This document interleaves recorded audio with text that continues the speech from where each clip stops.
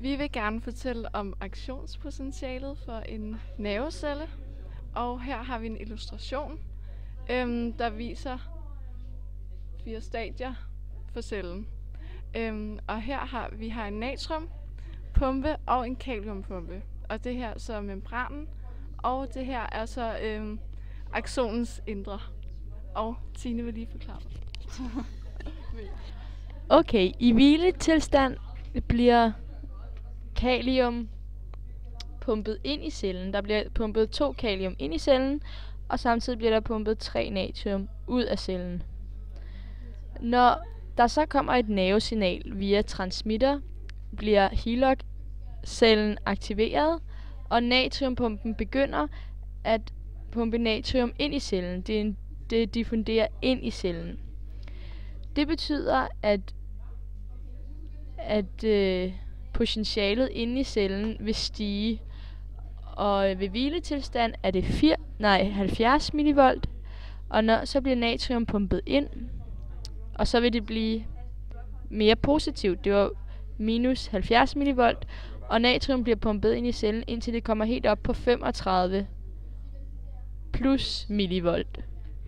Når det sker, bliver det registreret af kaliumpumpen, som så begynder at pumpe kalium ud, for at det vil sænke igen, potentialet igen. Så kalium diffunderes ud af cellen, og cellen repolariseres. Den sidste illustration viser hyperpolariseringen.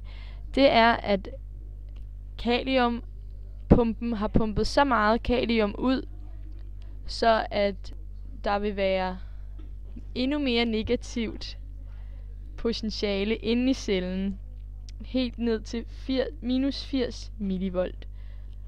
Og det er jo mere end hviletilstandens udgangspotentiale. Okay, det vi så ser her, det er kurven for aktionspotentialet. Og op ad y-aksen har vi millivolt, og ud af x-aksen har vi millisekunder.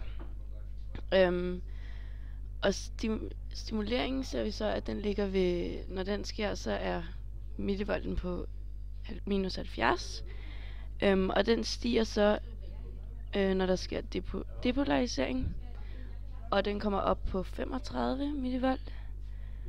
Og så sker repolarisering, og den kommer ned under tilstanden. Og så kommer den ned til hyperpolariseringen og tilbage til hviletilstanden. Yes.